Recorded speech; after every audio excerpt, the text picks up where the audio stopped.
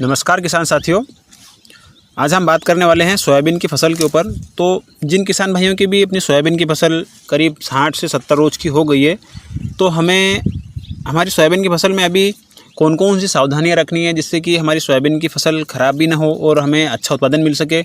साथ में ही अपने जो सोयाबीन के क्वालिटी होती है, दानों की क्वालिटी या फिर फलियों की जो क्वालिटी होती है, हम उसको किस प्रकार अंत तक अच्छा बना के रख सकते हैं जिससे कि हमें उत्पादन तो अच्छा मिले, साथ में जो हमें उत्पादन मिलने वाला है वो एक अच्छे दर्जे का हो जिससे कि हमें मंडी भाव बहुत अच्छा मिल सके। तो आज के इस छोटे से वीडियो में मैं आपको 2 से 3 ऐसी चीज़ें बताऊँगा कम खर्च में कि आप अगर वो उनका ध्यान रख लेते हो या फिर उनका इम्प्लीमेंट अपने खेत पर कर देते हो तो हो सकता है कि आपका उत्पादन भी अच्छा हो, साथ में आपका उत्पादन की क्वालिटी भी बहुत अच्छी हो। तो इस वीडियो को आप अंत तक ज़रूर देखना, क्योंकि मैं आपको थोड़े से टाइम में बहुत अच्छी जानकारी देने वाला हूं जो आपके लिए बहुत ही लाभदायक साबित हो सकती है। तो वीडियो को अंत तक देखने के साथ में अगर जो किसान भाई चैनल पर नए हैं, प्लीज़ चैनल को पहले सब्सक्राइब जरूर कर लें और वीडियो को लाइक ज़रूर कर दें। तो चलिए शुरू करते हैं अपन आज का ये वीडियो। नमस्कार, मैं भूपेंद्र पटेल और आप देख रहे हैं अपना ही YouTube channel agri life changer. तो जैसे कि मैंने वीडियो की शुरुआत में आपको बताया था कि हम बिना कोई फालतू बात किए सीधे पॉइंट पर आते हैं कि हमें जिन किसान भाइयों की सोयाबीन की फसल 60 से 70 रोज़ की हो गई है, तो हमें ऐसी कौन सी चीज़ें करना चाहिए जिससे कि हमारी सोयाबीन की फसल अच्छी रह सके। तो साथियों, जो 60 से 70 दिन की अवधि होती है सोयाबीन की, लगभग फूलों से फलियां बनने वाली स्टेज होती है। तो इस टाइम में फलियों के ऊपर ज़्यादा से ज़्यादा अटैक इल्ली का रहता है। साथ में इल्लियों का अपने पत्तियों के ऊपर फलियों में छेद भी दिखाई देते हैं और कुछ फलियाँ तो नीचे गिर जाती है। तो इससे भी अपने किसान साथियों का बहुत ज़्यादा नुकसान हो सकता है। दूसरी चीज़ किसान साथियों, इस टाइम में आपके यहाँ पर आपने देखा होगा कि सोयाबीन के पत्ते काफ़ी पीले पड़ रहे होंगे। आप ये कह सकते हो कि फंगस का काफ़ी अटैक आपको नज़र आ सकता है। तो इसके लिए हमें क्या उपाय करना चाहिए। तीसरी चीज़ किसान साथियों, ये आपको कोई भी वीडियो में नहीं बताएगा कि इस टाइम में अपने सोयाबीन की फसल पर सफ़ेद मच्छर या फिर आप वाइट फ्लाई का अटैक भी बहुत जगह देख सकते हो। ये आपको ना कोई कंपनी वाला बताएगा ना कोई दुकानदार बताएगा, लेकिन इसका भी अपने सोयाबीन की फसल पर बहुत ज़्यादा असर होता है। और इसके घाटे ये हैं किसान साथियों, मैंने आपको एक पिछले वीडियो में बताया था कि सोयाबीन की फसल में सबसे इम्पोर्टेंट चीज़ होती है यूरिया।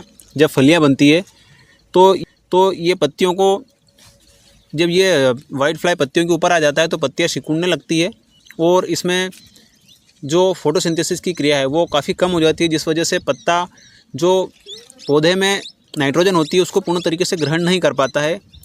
तो भी आपकी सोयाबीन की जो दानों की क्वालिटी है उसमें काफ़ी फ़र्क नज़र आ सकता है। तो आज मैं सिर्फ आपको 2 से 3 कॉम्बिनेशन ऐसे बताऊंगा जिनका आप अपने खेत पर अगर इम्प्लीमेंट कर लेते हो तो आपकी सोयाबीन की फसल काफ़ी अच्छी हो सकती है। तो बिना किसी देरी के अपन शुरू करते हैं।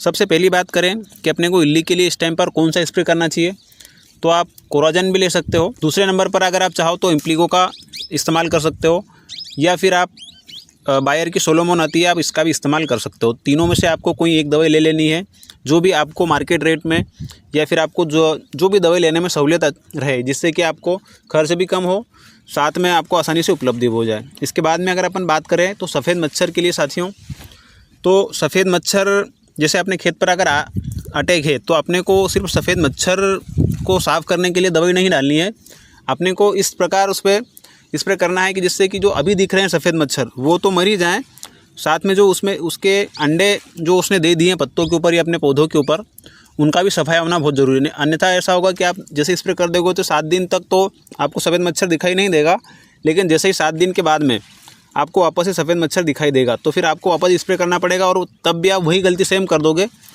तो फिर आपको इससे खर्च अधिक हो जाएगा आपका। इसलिए आप एक काम करें, सफ़ेद मच्छर के लिए कोई दवा ले लिए, जैसे कि आप एसिटामाइप्रिड का इस्तेमाल कर सकते हो। उसके साथ में अपन ने सबसे अच्छा कार्य ये किया कि अपन एक इल्ली नाशक लेना बहुत अति आवश्यक है, जिससे कि जो उसके अंडे हैं वो भी अंडा हो या प्यूपा, दोनों दवाइयों को एक साथ अगर अपन मिला लेते हैं तो हो सकता है कि आपका जो मच्छर भी मर जाएगा, सफ़ेद मच्छर जो है। दूसरी चीज़, आपका जो अंडा और प्यूपा है तो इल्ली के साथ में उसका भी खात्मा हो जाएगा। अब बात करें इसमें अपन कि फंगीसाइड के रूप में अपने को इसमें क्या डालना है, तो साथियों इस टाइम में अपने को प्रोबिक्लोनाजोल प्लस सल्फ़र वाला जो कॉम्बिनेशन आता है 2 टेक्निकल का, आप अगर उसका इस्तेमाल करते हो तो आपको बहुत शानदार रिजल्ट मिल सकता है, क्योंकि इस टाइम में सोयाबीन के पौधे को सल्फ़र की भी काफ़ी ज़्यादा आवश्यकता पड़ती है। इसके बाद किसान साथियों एक मैं एक ऐसी ट्रिक बता रहा हूँ जो मैंने पिछले कई वीडियो में आपको लगातार बताया, लेकिन आपने उस चीज़ को ध्यान नहीं दिया कि आप इसके अंदर प्रति एकड़ पर आधा लीटर नैनो यूरिया का इस्तेमाल ज़रूर करें। आप अगर साथ में 0050 या आप 05234 जो भी डाल रहे हो वो तो ले सकते हो, लेकिन आप इसके साथ में नैनो यूरिया का इस्तेमाल करना बहुत आवश्यक है, क्योंकि इस टाइम में पौधे को सबसे ज़्यादा आवश्यकता होती है। फलियां बनने वाली स्टेज में पौधे को सबसे ज़्यादा आवश्यकता पड़ती है यूरिया की, या ये कहे कि नाइट्रोजन की। तो नाइट्रोजन की पूर्ति अपन इस टाइम पे जो ग्रेनोल आता है उससे तो अपन नहीं कर सकते, लेकिन अगर आप ऊपर से स्प्रे कर दोगे तो आपको बहुत अच्छा फ़ायदा मिल सकता है। और ये काम तभी करेगा जब आपका पौधा हरा भरा हो, तभी। अगर आप सूखने के बाद डालोगे तो आपको उसका इतना रिजल्ट नहीं मिलेगा। तो साथियों, आप ये तीनों चीज़ों का कॉम्बिनेशन बनाकर अपने खेत पर डाल सकते हो। आपको इससे एक अद्भुत रिजल्ट मिलने वाला है, और साथ में आपके दाने की क्वालिटी बहुत शानदार हो जाएगी। साथियों, अगर आपको ये जानकारी अच्छी लगी हो तो प्लीज़ वीडियो को लाइक करें, और अगर आप चैनल पर नए हो तो प्लीज़ चैनल को सब्सक्राइब ज़रूर कर लें, और मुझे कमेंट बॉक्स में ज़रूर बताएं कि आपकी सोयाबीन की फसल अभी कितने दिन की हो गई है, साथ में आप कहाँ से हो, और अभी आपकी सोयाबीन की फसल कौन सी स्टेज पर आ गई है। और अगर ये जानकारी अच्छी लगी हो तो प्लीज़ चैनल को सब्सक्राइब करने के साथ में वीडियो को लाइक ज़रूर कर दें। तो चलिए मिलते हैं एक और नए वीडियो में, तब तक के लिए जय श्री राम, जय हिंद।